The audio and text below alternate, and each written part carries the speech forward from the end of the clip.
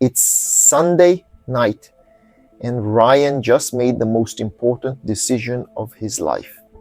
Again, the alarm is set for 5 in the morning, his gym clothes folded on the chair, the diet app downloaded, the running schedule ready, and that feeling, that certainty that tomorrow everything is going to change.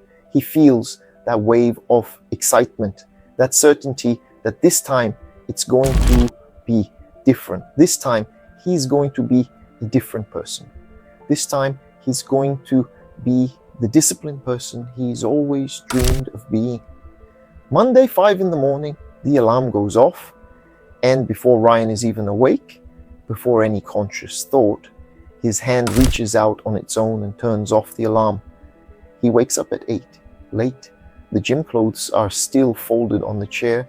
Now they look like an accusation of everything he should have done. By Wednesday, the plan is dead, and Ryan does the only thing he has left. He hates himself a little. What is wrong with me? Why does everyone else manage to do this, and I can't? You've been Ryan, so have I. Sunday of promises, Wednesday of failure, and somewhere in between, a quiet hatred for something you call a lack of discipline. But the problem was never your discipline. The problem is that nobody ever explained to you what exactly you're fighting against. My name is Kobe, and today I'm going to show you why willpower is the weakest strategy that exists, and what Aristotle and Spinoza understood about this thousands of years before any productivity app ever existed. Stay with me, because I'm going to show you the exact moment your mind betrays you, and it happens before you even realize it's happening. Let's go back to Ryan at 5 in the morning. His hand turned off the alarm before he was even awake. Think about that for a second. The decision was made before his conscious mind even entered the room. And that's not weakness. That's an automatic protection mechanism. Your brain wasn't built to chase long-term goals. It was built for one thing only: to keep you alive today. For millions of years, the people who survived were the ones who conserved energy, sought quick rewards, and avoided unnecessary effort. That's the program still running inside you right now. That's why your brain doesn't want you to go to the gym. It wants you to stay on the couch, because the couch conserves energy. It doesn't want you to study. It wants you to open your phone, because the reward comes in 3 seconds. Your brain is completely addicted to efficiency. It doesn't choose what's best for 10 years from now. It chooses what costs the least energy right now, and that choice happens before you decide. So when you try to force yourself through sheer willpower, you're trying to beat millions of years of evolution. That's why it's so hard. This isn't a character flaw, it's an evolutionary one, and the answer is uncomfortable. The battle doesn't happen inside your head, it happens around you. This is where a 17th century philosopher named Spinoza comes in. He said something remarkable. You don't defeat a desire with reason or with pure willpower. You only defeat a desire with a stronger desire. That means that to start going to the gym on Monday, or to study every day for a difficult exam over 6 months, you need a desire behind it. One with enough meaning to justify the effort. It might be the discomfort you feel in a swimsuit at the beach. It might be the need to break out of a difficult financial situation. It might be the desire to give your family the security you never had growing up, so they don't go through the same struggles you did. There has to be a desire with real deep meaning behind it, and that's the desire you need to remind yourself of every single day, preferably in writing, because that's the message that will remind you of the true meaning behind the effort you're making. It requires complete honesty with yourself. I do this myself. I write down on paper the real desire I have behind the things I need to do. It's the best fuel there is. There's a line that captures what Aristotle argued 2,300 years ago. We are what we repeatedly do. Excellence, then, is not an act. It's a habit. For him, virtue is not something you either have or don't have, like a talent you're born with. It's a hexis, a disposition that gets sculpted through repetition. You don't become courageous by deciding on a Sunday night that you're going to be courageous. You become courageous by practicing small acts of courage until it becomes who you are, which means virtue has to be developed. Discipline is a virtue, and now we have to sculpt our own discipline.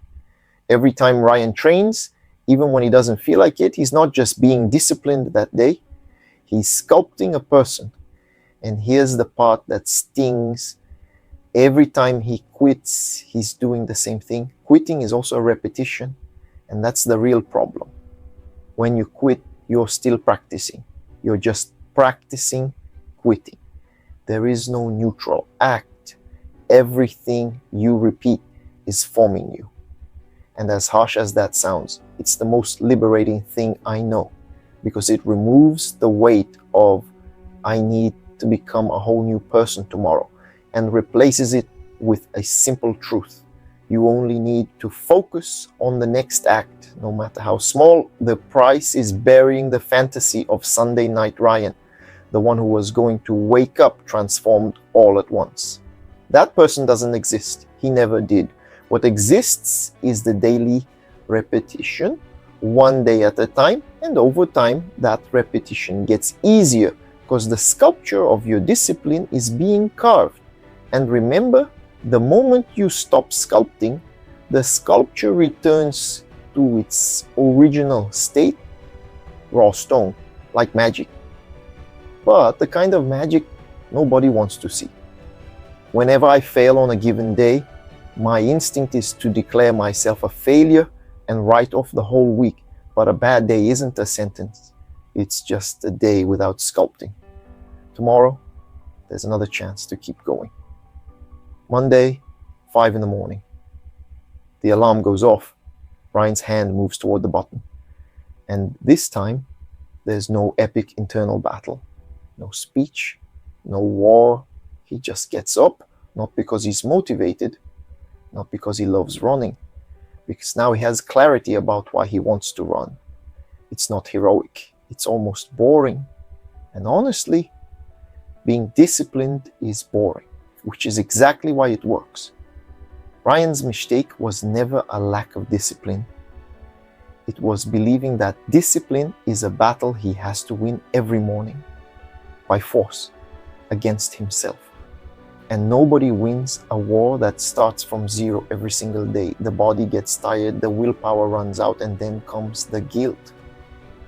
Aristotle understood this more than 2,000 years ago, and it's the most liberating thing I learned while writing this video. You are not who you decide to be on Sunday night. You are what you repeat. The person you are becoming isn't being built in the grand vows. It's being built in the small acts with no audience that you repeat without even noticing. Every time you sit down to work before you feel ready, you are sculpting your identity as a disciplined person. And here's the shift I want you to take with you. Stop treating yourself like someone who needs to be punished into obedience, and start designing a life where the right thing is also the easy thing, where the impulse works for you, not against you. To do that, organize the environment around wherever you want to be more disciplined, because that reduces the friction standing between you and the task.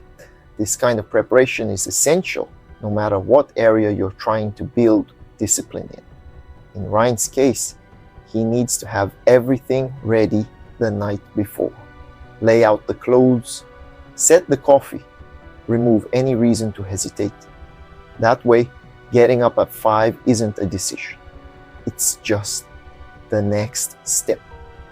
For someone trying to study, it means keeping the desk clear and the books already open to the right page. Reduce the friction.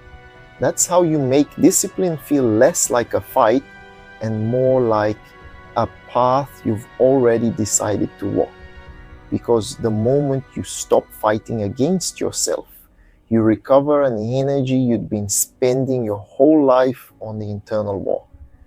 And that's the energy that changes everything. Ryan doesn't need to become a different person. On Monday, that person never existed. He just needs to focus on the daily repetition. And so do you. The question was never, do I have discipline today? The question is, what are you going to repeat tomorrow? Leave a like if you enjoyed the video and subscribe to the channel. My name is Kobe, and this was After the Cave.